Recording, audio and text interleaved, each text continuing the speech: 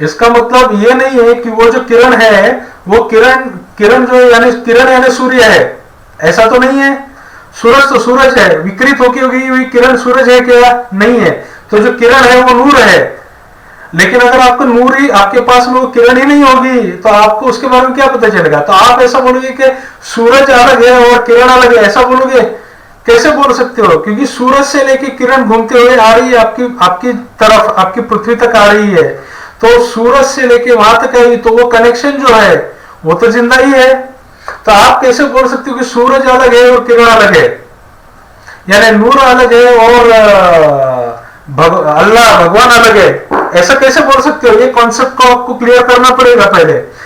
देखो, नूर भी वही है और गॉड भी वही है, जो सूरज भी वही है, किरण भी वही है, लाइट भी वही है, सन भी वही है, आप भी वही है, सूरज भी वही है, किरण भी वही है। अभी प्रॉब्लम क्या है कि जैसे ये दूरी बढ़ती है उसके अंदर में, और जैसे जैसे आप आपकी तरफ से वहां जाने की कोशिश करते हो तो आपको उसके अलग अलग एस्पेक्ट्स दिखाई देने लगते हैं। तो पहले जो मिले हैं वो मिले नारायण, वो कहां मिले? पृथ्वी के ऊपर मिले हैं नारायण। जो नारायण है वो भी वही है, पूर्ण ब्रह्म सच्चिदानंद है, वो नारायण है। वो नारायण मिले किसको? मिले नारद जी को। नारद जी को नारायण मिले। नारायण जी कथा बता रहे महाविष्णु की, जो परात्पर ब्रह्म है। देखो, ब्रह्म में क्या है? 3 लेयर्स है ब्रह्म के अंदर में। जैसे कि हम है आत्मा, आत्मा के ऊपर है परमात्मा, परमात्मा के ऊपर है परात्पर आत्मा, यानी कि ला इलाहा इल्लल्लाह, ये आत्मा परमात्मा परात्पर आत्मा यही है, बाकी कुछ नहीं है। ओम नमः शिवाय, ऐसा ही है। तो ये जो है, आप मेरे ये वीडियो के ऊपर मुझे बहुत गालियां भी देंगे कि आप ऐसा क्यों बता रहे हैं। मुझे ये भ्रांतियां जो है ना दिमाग के अंदर घुसा हुआ कचरा, ये कचरे को उड़ाना है, इसके लिए मैं ये सब कर रहा हूं। कुछ भी अलग नहीं है। तुम जो हो वो शेर से पैदा हो, वो है वो गधे से पैदा हो, ऐसा कुछ नहीं है। सब कुछ एक ही है। लेकिन क्या है कि सोचने का जो तरीका है ना, वो जो है अपना सोचने का जो दायरा है, वो हर किसी का बुद्धि का दायरा, बुद्धि की उड़ान अलग है। और बुद्धि की उड़ान से ज्यादा भी योग की उड़ान अलग है। हर किसी को जो योग की तरफ से धीरे धीरे धीरे उसके ऊपर जाना पड़ेगा। तो जो आत्मा है, आत्मा परमात्मा की किरण है, यानी आत्मा परमात्मा परात्पर आत्मा। परमात्मा कौन है? विष्णु। परमात्मा का किरण हम है। परमात्मा हमारा सूरज है, उसके किरण हम है आत्मा। आत्मा यानी हमारा आइडेंटिफिकेशन नंबर आया है बस। मेरा नाम है ऋषिकेश जोशी यानी कालीनाथ, तो मेरा जो है मेरा नाम आएगा, जो है वो नंबर है मेरा, जस्ट आईडी है, इट इज आईडी। मेरे मरने के बाद वो आईडी कुछ काम का नहीं है, वो आईडी कुछ काम का नहीं है। मेरा आईडी क्या हो गया? वही आईडी हो गया जो उसका आईडी है। परमात्मा का आईडी वही हो गया, दूसरा कोई आईडी नहीं है। उसके उस परमात्मा का भी एक आईडी है, वो है परात्पर आत्मा। इसका मतलब है कि वो बड़े सूरज से छोटे सूरज में जो ऊर्जा आई, तो वो ऊर्जा और वो ऊर्जा अलग है क्या? बिल्कुल नहीं है। वो भी वही है, ये भी वही है, बस अपने आप को प्रोजेक्ट अलग तरीके से करता है, अलग अलग शरीरों में प्रोजेक्ट करता है, इतना ही है। और ये कुछ भी अलग नहीं है। वैसे भी कल मैं एक और एक चीज बता रहा था कि कल मैं क्या बता रहा था कि पिरामिड के बारे में बता रहा था। पिरामिड को अगर आपको जानना है असलियत में पिरामिड है क्या, तो आपको मार्कंडेय पुराण के अंदर में एक कथा है, उसको सुनना पड़ेगा।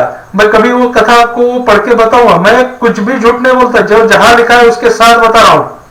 मार्कंडेय पुराण के अंदर में कथा है, वो जो कथा है उसका मैं अर्थ भी उसी से पढ़ के बताऊंगा आपको, जो लिखा है वही अर्थ बताऊंगा। तो वो पिरामिड्स के ऊपर में है, जैसे कि जिसको बोला जाता है कुफू का पिरामिड। ये कुफू के पिरामिड के ऊपर में क्या लिखा है? हर एक पत्थर के ऊपर में, कभी आपने पढ़ा है? उसके ऊपर लिखा है कि एक इंसान ने एक पत्थर को उठाया, सुबह खाना वाना खाया, नाश्ता किया, पत्थर को उठाया, पत्थर को लगाया, और शाम को हाथ पे धो के खाना वाना खा के वो सो गया। लोग इसको बोलते कि ये झूठ है। ये झूठ नहीं, ये सत्य है। अगर ये सत्य जानना है तो मार्कंडेय पुराण की वो कथा आपको पढ़नी पड़ेगी। वो कथा क्या है वो मैं कल बताना चाहता, लेकिन मेरा कल का वीडियो करप्ट हो गया। तो कथा क्या है वो सुनो। वो कथा ऐसी है कि एक बार तारकासुर को मारने के लिए जब स्कंद यानी कि कुमार यानी कि शिवजी के ज्येष्ठ पुत्र यानी कि कार्तिकेय उनका जन्म हुआ था, तो उनका जन्म ही उसी के लिए हुआ था कि तारकासुर का मृत्यु हो जाए। तो तारकासुर का मृत्यु करने के लिए उनका जन्म हुआ। तो वो बालक थे, छोटे से बालक थे। अभी ये छोटा बालक इस तारकासुर को कैसे मारेगा, ऐसा सब सोच के हंस रहे थे। तब जैसे ही उनका जन्म हुआ वैसे ही उनके साथ उनके गण भी जन्म लिए। उनके जो गण थे वो सारे के सारे गण और कुमार कार्तिकेय सब खेलते खेलते एक पृथ्वी के ऊपर आए। एक पृथ्वी के ऊपर आने के बाद में उन्होंने वहां पर एक खेल खेलना चालू किया। उनके पार्षदों को उन्होंने बोला कि आप जाओ और बड़े बड़े पत्थर जमा करके लाओ और वो पत्थर हम रचेंगे और घर बनाएंगे। ऐसे हम घर बनाते जाएंगे बहुत सारे। देखो ये जो बताया जा रहा है ना हिस्ट्री, वो सारा का सारा सरासर गलत चल रहा है। अंग्रेजों को कुछ समझ में नहीं आ रहा है और वो कुछ भी बके जा रहे हैं, कुछ भी स्टडी के नाम पे कुछ भी बके जा रहे हैं। उसका जो बेस है वो अगर पुराणों को पढ़ेंगे तो आपको ये कथाओं के हिसाब से आप ढूंढोगे तो आपको मिलेगा। तो वहां पर वो बैठे थे एक पत्थर के ऊपर में और ये सब रचना चल रही थी। तो 9 के 9 ग्रह हंसने लगे। तो 9 ग्रह हंसने लगे कि बोले ये बच्चा ये पत्थर से खेल रहा है और ये तारकासुर को क्या मारेगा। हमने इतने बड़े बड़े काम बड़े बड़े लोगों से करवाए हैं, तो ये बच्चा क्या कर पाएगा, और इसके जन्म से हम भी उसको मार सकते हैं तारकासुर को, तो उसके लिए उसको जन्म देने की क्या जरूरत थी। ऐसा सोच उनका चल रहा था। जैसे ही वो सोच उनकी चल रही थी तब कार्तिकेय ने उन सभी को समन किया कि तुम आ जाओ भाई, इधर आओ, मेरे सामने खड़े हो जाओ। तो 9 के 9 ग्रह आ गए। बोले अभी भगवान का बेटा है, मालिक का बेटा है, तो आना तो पड़ेगा। तो सभी आए, लेकिन मन ही मन में हंस रहे थे। तो सबको उन्होंने क्या बोला कि आप क्या सोच रहे हो मुझे मालूम है, तो आप सिर्फ मेरी मदद करके दिखाओ। अगर आपसे होता है तो आप मदद करके दिखाओ। आप रेती के 4 कण उठा के मेरे जो पार्षद काम कर रहे हैं उनको दे दो ताकि वो रचे हुए पत्थर के ऊपर में रख दे। तो ये जो 9 के 9 ग्रह थे वो रेती के कणों को उठाने लगे, लेकिन एक भी कण उठा नहीं पाए। तो उन्होंने अपनी सारी ताकत लगा दी, फिर भी नहीं उठा पाए।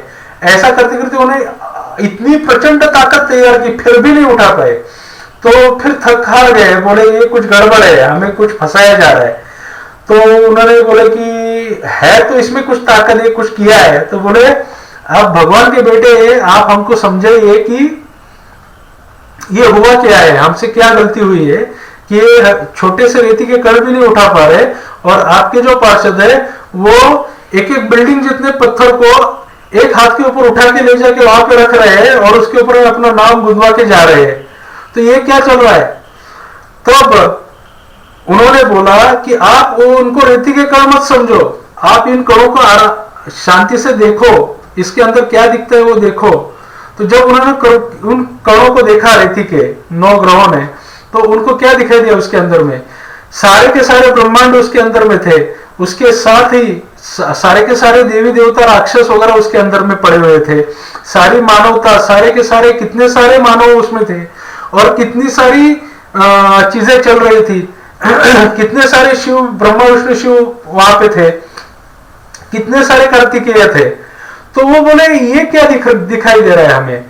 तो कार्तिकेय जी ने बोला कि आप मेरे शरीर के ऊपर मत जाना, मुझे देख के मेरे शरीर के ऊपर बिल्कुल मत जाना। मैं जो हूं उससे 1000 गुना बड़ा हूं। मैं हर रोज कितने सारे ग्रह नक्षत्र तारे बनाता हूं। आपको सिर्फ अहंकार हो गया था, आपके अहंकार को किलित करने के लिए ये खेल मैंने रचा। ये जो मैं रच रहा हूं, ये पिरामिड, ये मैंने इसके लिए खेल बनाया, ये मेरा खेल बनाया ताकि आप मेरी ताकत को समझो और मुझे आप मदद करो, ना कि आप मेरी हंसी उड़ाओ।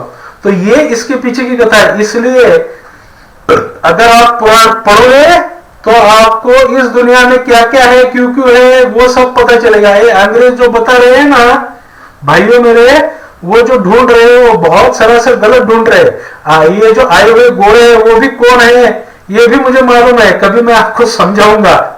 ये क्या चीज है, गोरे कौन है, काले कौन है, ये ऐसी इनकी दुर्गति क्यों हुई है, ये भी मैं इनको समझाऊंगा। आपको भी समझाऊंगा ये क्या है, क्यों हो रहा है। लेकिन आपको मेरे वीडियोस को फॉलो करते रहना पड़ेगा, घंटी बजाते रहना पड़ेगा, बेल आइकन ऐसा कुछ करते रहना पड़ेगा, क्योंकि मेरे पास तो पैसे होते नहीं, जितना है उसके अंदर में कुछ करते रहता हूं। मैं जो पढ़ता हूं आपको समझाता हूं। तो ये मैं कल बता रहा था, जो कि उसके अंदर में उस वीडियो करप्ट हो गया, इसलिए छूट गया। तो मेरे वीडियोस को सब्सक्राइब करते रहो। मेरे अंदर में कुछ देखो एनिमेशन वगैरह कुछ नहीं होता, सीधा साधा हिसाब है मेरा। जो सामने है वो मैं आपको दे रहा हूं, जैसा लिखा है वैसा उसका अनुवाद पढ़ रहा हूं। मैं मेरा कुछ भी एडिशन नहीं कर रहा हूं, जो मुझे समझ में है मैं आपको समझा रहा हूं, वो भी पुराणों के हवाले से, और आपको रेफरेंस भी दे रहा हूं। यहां जाओ, ये पेज नंबर के ऊपर, वो भी मैं बताऊंगा, पेज नंबर के ऊपर आपको वो मिलेगा, ये अध्याय है, इसको पढ़ो, तब जाके आपको पता चलेगा। ऐसे में धर्म के बारे में भी आपको समझोगे कि धर्म क्या है, अधर्म क्या है, ये पुराण के इस पन्ने के ऊपर में लिखा हुआ है, आप जाके पढ़ो। आज जो भी कुछ हम धर्म के नाम पे कर रहे हैं वो सब बुद्धिज्म है, वो धर्म ही नहीं है, आप ठगे गए हो। तो बुद्धिज्म भी किसी दिन समझाऊंगा, असल बुद्धिज्म क्या है, बुद्धिज्म की कथा आपको समझाऊंगा। ये आज का बुद्धिज्म नहीं है, एक पुराने बुद्धिज्म की कथा आपको बताऊंगा, जो पुराने किसी युग में हुई थी, जो कि पुराण के अंदर मेंशन है, जिसके अंदर में राक्षस ठगे गए थे। राक्षसों ने अपना कर्तृत्व नहीं दिखाना है, इसके लिए उनको ठग के रख दिया था। ऐसा बहुत कुछ है, आप पढ़ोगे तो बचोगे। अगर आप अपने ब्राह्मण को, आपके गांव के ब्राह्मण को बिठाओगे नहीं, उसको बोलोगे कि नहीं, उसके लिए पैसे निकाल के उसको बैठाओगे नहीं, 2-2 घंटा हमारे बच्चों को, बीवी बच्चों को तो समझाओ पुराण में क्या लिखा है, एक अध्याय तो पढ़ो हर रोज, तब आप बचोगे।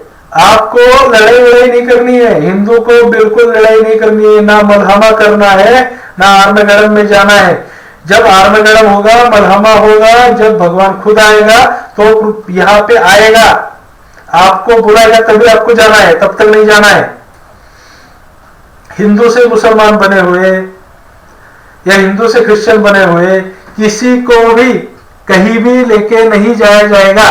जो ऊपर से नीचे आए हैं, जो नीचे से ऊपर आए हैं, ये दोनों ही अपने अपनी जगह पे जाने वाले हैं। भले ही आप कितनी बार धर्म बदलो, आप चमड़ी बदलने के लिए गोरी औरत लेके आओ, चमड़ी बदलवा लो, गोरी भी बन जाओ, कुछ भी फर्क नहीं पड़ेगा। आपका आइडेंटिफिकेशन फिक्स है, आप इस जगह के वासी है, यहां पर ही आपको रहना है। ये इसी का स्वर्ग बनेगा बाद में, इनका नया स्वर्ग बनेगा तो वो चले जाएंगे वहां पे। वो कौन जाएंगे? जो उनके साथ आए थे वो जाएंगे, जो नरक से आए थे उनके साथ वो नरक चले जाएंगे। उनके अंदर में लड़ाई में जो भी कुछ जीतेगा वो डिसाइड करेगा कहां जाना है, ऊपर जाना है नीचे जाना है, आपको इधर ही रहना है। तो आपको ये पुराण वगैरह, वेद वगैरह जो है, ये सब आपके पूर्वजों ने ये लेके रखा है। भले आप कागज के ऊपर बाप बदल लो, फिर भी डीएनए में भी बदल लो, फिर भी सूक्ष्म जगत में आपका जो मूल बाप है वो मूल बाप ही है। आप भले मुसलमान हो जाओ, क्रिश्चियन हो जाओ, आप बुद्धिस्ट हो जाओ, जो भी होना है हो जाओ, जो भी पूजा पद्धति में जाओ, आप वो नहीं हो, आप कभी भी नहीं हो सकते, आपको वो लेके नहीं जाने वाले। तो आप जहां पे हो वो पूजा पद्धति से चलते रहो। मैं आपको सत्य बता रहा हूं, जो पुराने के हिसाब से बता रहा हूं, आज तक जो घटनाएं घटी है उसी को बता रहा हूं, पेज नंबर के साथ बताऊंगा कहां पे क्या हुआ। इतना समझो। कितनी भी चमड़ी, इसलिए बोलता हूं हाइब्रिडाइजेशन बिल्कुल भी मत करो। अपने जो पूर्वज है वो रुद्र रूप में होते हैं, वो रुद्र की तरह होते हैं, वसु की तरह होते हैं, यानी कृष्ण की तरह होते हैं, रुद्र की तरह होते हैं। ये छोड़ते नहीं है, वो ये सब दिया हुआ उनका माल है, उनकी बॉडी है, उनका घर है। घर के अंदर में भी एक दीवार बदल दोगे ना तो भी आपको फटकार जरूर देंगे। उनकी बनाई हुई चीज को बिगाड़ दोगे तो फटका तो जरूर देंगे। चाहे आप कितना भी यहाँ पे बढ़िया बढ़िया रहो, आप सूट बूट टाई वाई पहन के गोरी चमड़ी लेके अंग्रेज बन के घूमो, फिर भी आप वो नहीं हो। वो कौन है वो भी मैं आपको समझाऊंगा। उनके अंदर में भी कौन है, उनके अंदर में भी बहुत सारे डिफरेंशिएशंस है। वो असल में कौन है वो भी मैं आपको समझाऊंगा। ये डिग्रेड हो गए हैं, ये लोग डिग्रेड हो गए, इसलिए इनकी दुर्दशा हो गई है, ये अधोगति है इनकी। और जो ऊपर आए कुछ लोग, इनकी सदगति है, वो ऊपर आए पहुंचे हैं, ऐसी उनकी सदगति है। इनके बीच में टकराव होगी, इनके बीच में लड़ाई होगी, ऐसा है। ये बहुत बड़ा माया जाल है, बहुत बड़ा माया जाल है। और ये समझना है तो पुराणों को पढ़ना ही पढ़ना पड़ेगा आपको।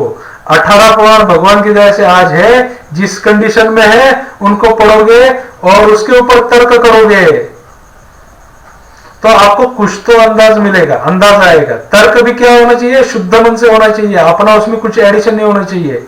जैसा लिखा है उसके हिसाब से तर्क करना है, ऊपर नीचे एक दो आगे पीछे कुछ नहीं करना है। ये मेरा मैंने एडिशन किया ऐसा कुछ नहीं करना है, आपको जो समझ में आता है उतना ही करना है। देखो इस दुनिया में सिर्फ 3 ही चीज है, एक है ब्रह्म, 2 है माया और 3 है जीव। ब्रह्म, जीव, माया ये 3 अलग नहीं है। ब्रह्म जो होता है उसकी जो बाहरी जो उसका आकार है उसको बोलते हैं माया। माया और ब्रह्म के मिलाप से बनता है जीव, जीव जीव जीव जीव जीव। ये नया जीव है, नया जीव निकला है। ये नया जीव जो होता है इसको जब तक तपिश नहीं मिलती, इसको ज्ञान नहीं मिलता, इसको मालूम ही नहीं पड़ता कि इसको तो सिर्फ अपना बाप फादर ब्रह्मा ही मालूम होता है, इसको ना विष्णु मालूम होता है ना शिव जी मालूम होते हैं। इसको यानी कि जो जन्मा हुआ बच्चा है अपने बाप को ही पहचानता है, उसके दादाजी उसने कभी देखे नहीं होते, उसके परदादा को तो उसने कभी देखा है, उसके चित्र भी उसको मालूम नहीं होता। ये जो जीव जीव जीव जीव जीव है इसको ये ट्रेनिंग होना पड़ेगा। जब तक ये मार नहीं खाएगा, ट्रेन नहीं होगा, तब तक इस धरती पर रहने के लायक नहीं बनेगा। जब ये लायक बनेगा तब यहां से ऊपर जाएगा, तब यहां से ऊपर जाएगा। ये ट्रेनिंग सेशन है। तो ये सब आपको समझना है तो पुराणों से समझना पड़ेगा। आप पुराण पढ़ो फिर बाद में बाइबल पढ़ो, सारे पुराण पढ़ो फिर बाद में हदीसें पढ़ो और कुरान पढ़ो, सब पता चल जाएगा आपको क्या लिखा है, वो किस संदर्भ में लिखा है, आपको सब पता चलेगा। लेकिन क्या हुआ है कि हमें जो है ना, हमारा खुद का एजेंडा हमने बनाया है, मैं जीतूंगा, लड़ाई करूंगा, ये जो है इसे बोलते हैं अहंकार। अपने अहंकार की वजह से आप अपने शरीर से हाथ धो बैठोगे। ये कलयुग है, कलयुग बहुत बढ़िया होता है जिसके अंदर में आपको इतना ज्ञान मिलता है, लेकिन वो ज्ञान का एप्लीकेशन करने के लिए आपको नहीं मिलता। सारा ज्ञान देता है कलयुग, आपको पूरा का पूरा सिखा देगा, सब कुछ ऊपर से लेकर नीचे तक सिखा देगा। लेकिन इंप्लीमेंटेशन करना है, उसको जीना है, तो आपको सतयुग में जन्म लेना पड़ेगा। यहां पे आप वो इंप्लीमेंट नहीं कर सकते बहुत शॉर्ट टाइम में। जैसे पुराने जमाने में जो विंडोज एनटी आती थी, विंडोज एनटी के अंदर में फाइल्स ऐसे बिखरे बिखरे बिखरे रहते थे, तो उसको कोई प्रोसेस करते थे कि वो सारे फाइल्स एक जगह आ जाए और बाकी का जो भाग है वो कोरा हो जाएगा। तब डिस्क क्लीनिंग होती थी, डिस्क क्लीनिंग बोलते थे, तो सब एक जगह इकट्ठा हो जाता था। कलयुग ऐसा ही है, इसके अंदर में क्या किया है कि ये सब कुछ निकाल दिया है, सिर्फ कचरा जो है ना ये सारा एक साथ कर लिया है, एक साथ करके जमा करके एक ही जगह पे रखा है। जितनी अंदर में बुराई है 3 युग आगे आगे, आगे आप नहीं कर पाओगे बुराई, उसके लिए धीरे धीरे वक्त जाना पड़ेगा। तो वो जो फॉर्मेटिंग है वो फॉर्मेट किया है, फॉर्मेट, ये कलयुग पूरा फॉर्मेटिंग करता है। और इस फॉर्मेटिंग के अंदर में अगर आप बढ़िया से ऑपरेट हुए तो आप ऑपरेटिंग सिस्टम बनोगे, ऑपरेटिंग सिस्टम के पार्ट बनोगे। अगर आप बढ़िया बन गए तो, और ऑपरेटिंग सिस्टम के पार्ट बनोगे तो आगे कुछ भी हो जाए आपको कोई फर्क नहीं पड़ेगा 4 युग तक। ये सत्य है। तो मेरे वीडियोस को देखते रहो, सब्सक्राइब करते रहो, घंटी बजाते रहो। चैनल दिखाई नहीं देता है तो कमेंट किया करो। जय हो। सारा का सारा जो गणेश, भगवान गणेश को समर्पित कर दिया, अचिंत्य अव्यक्त ब्रह्म को समर्पित कर दिया, गुरुदेव को समर्पित कर दिया।